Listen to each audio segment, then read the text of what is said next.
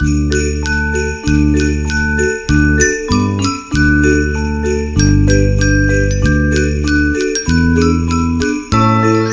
welcome to The Watchers and our review of 2011. My name's Terence Edwards. I'm Rhys Jones. We hope you had a wonderful Christmas, and here's the news. Marvel Studios have allegedly shortlisted 2 potential directors to helm Thor 2 after director Patty Jenkins departed the project citing creative differences. Daniel Minahan and Alan Taylor are now in the frame to direct. Chris Hemsworth, Natalie Portman and Tom Hiddleston will return for the sequel due in cinemas in November 2013.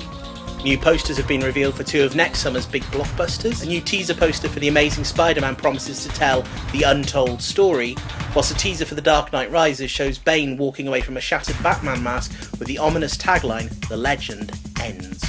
Doctor Who showrunner Stephen Moffat has stated that the planned movie adaptation will remain faithful to the show. Moffat wrote on Twitter that any Doctor Who movie would be made by the BBC team, star the current TV Doctor, and certainly not be a Hollywood reboot. And finally, a right-wing Fox network personality has accused the new Muppets movie of peddling communist propaganda. Eric Bolling has taken offence to the portrayal of a rich oil magnate who plans to drill beneath the Muppet Theatre. Bolling commented that it was nothing new for liberal Hollywood to show a successful businessman as evil, and that the film teaches children class warfare.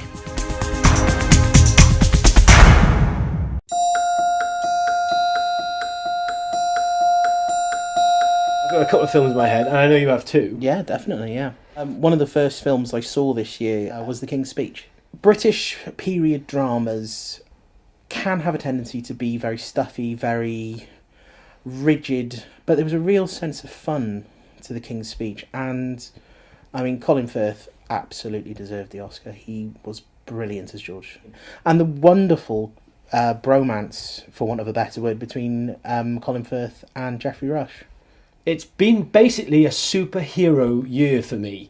It's been a year of blockbusters. But it has been a fantastic year for comic book adaptations. So I just mentioned the first one, and I think it was the first one that came out. So I'll try and do it in chronological order of the year. Okay. Which was Thor. This film managed to be a space opera while being a superhero movie, while at the same time tying into the Avengers Assemble. But what makes it fantastic is the performances. Let's not forget that there's Kenneth Branagh behind the lens. He has literally taken this film and said, right, it's a superhero movie by Marvel, but it's a great story. It's very Shakespearean as well. Yeah, that comes absolutely, across. very There's much so much like betrayal and themes and things. Right, well, I'll go one for you as well, because one of the superhero movies that I really enjoyed this year was Captain America. I didn't expect to enjoy it nearly as much as I did. It was amazing. Chris Evans, absolutely brilliant as Steve Rogers. But look at the rest of the cast he's got around him. He's got Tommy Lee Jones, Stanley Tucci, Hugo Weaving, Hayley Atwell. The Marvel Studios know that they've got to up their game.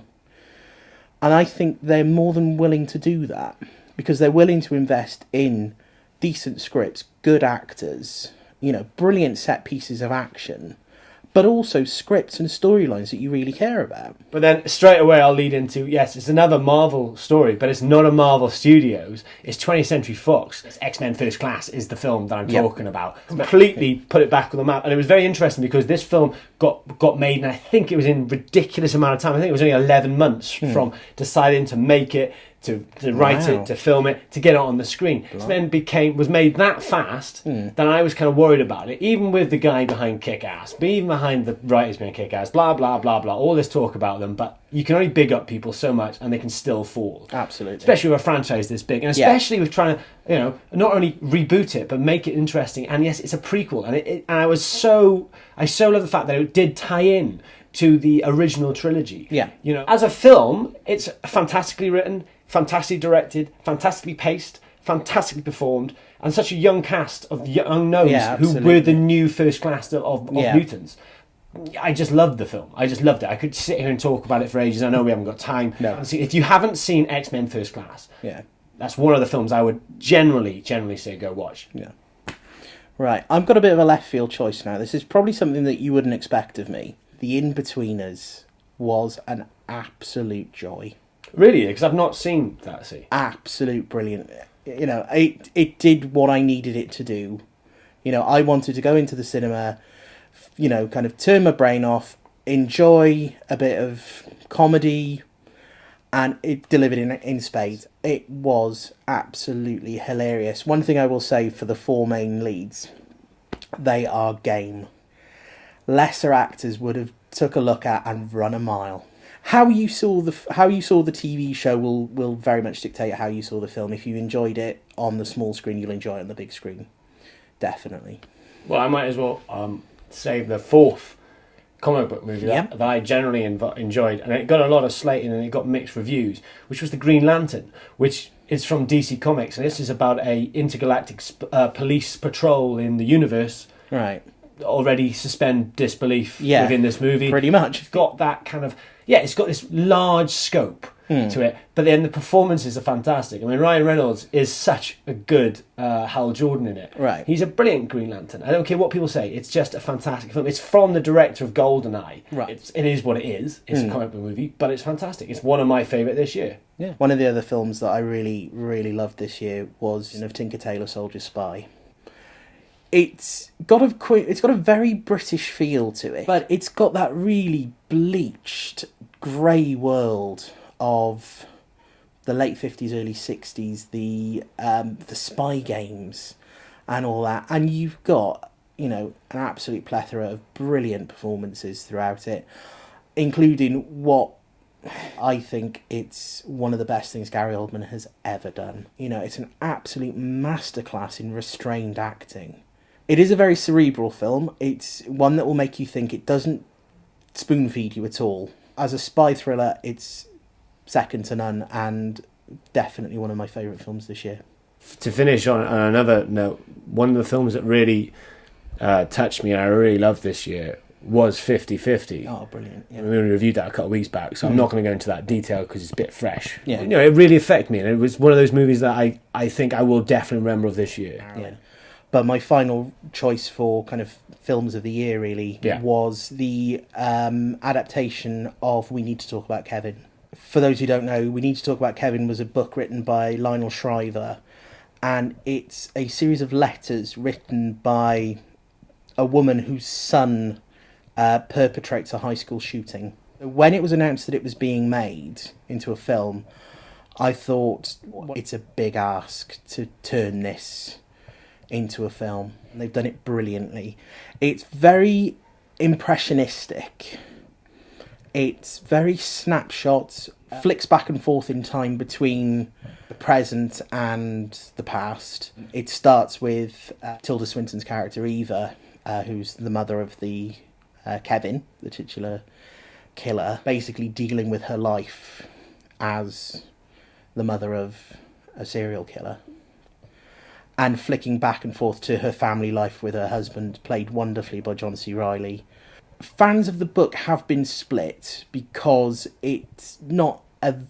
whilst it's not a page-by-page faithful adaptation, if you're wanting something a little bit different, you know, it's certainly not a feel-good movie by any stretch of the imagination, but it's certainly one of the most powerful ones I've seen this year.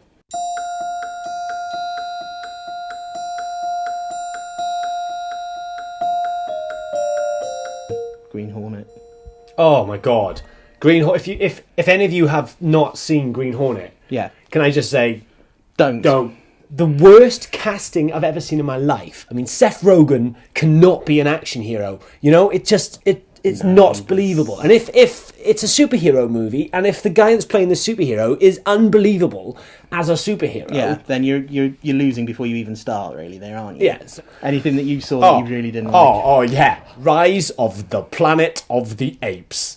Never mind the plot is dull. Right. That's one of your favourite novels of all time. Wuthering Heights. Right, so they take Wuthering Heights. Yep.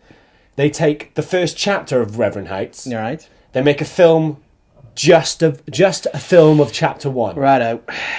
So, you know, okay. So think the worst prequel ever. This is it. Now, saying that, the good things about this film is it ended. Right, okay, cool. Transformers, Dark of the Moon. Oh dear God, what possessed me to sit through that?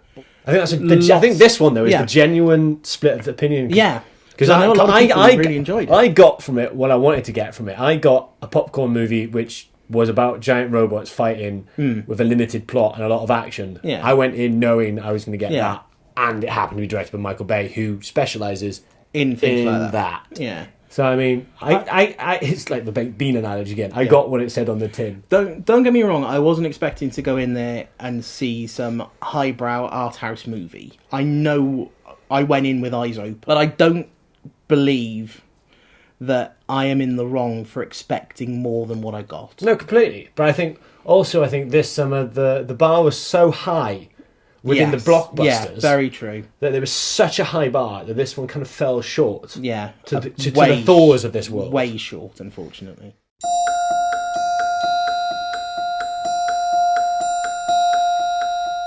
Yeah, I was just wondering, have there been any this year that you've missed that you really wanted to see? Oh, yeah. There's one that pops in my head straight away that I missed this summer, which was J.J. Abrams' Super 8. Ah, right. Which was basically, I've heard it's like a kind of homage to the 1980s kind of films like Goonies, Gremlins. I think that it's one that you really enjoy. Brilliant. So because you've said to me it's really good. So. Yeah, I was lucky enough to see that one. The one that I missed, which I am absolutely gutted that I have missed, is Drive. Ryan Gosling, man of the moment, as a stunt driver who gets involved in a heist. You know, again, fantastic cast, and I'm gutted to have missed it because everyone I know who has seen it has nothing but unqualified praise for it.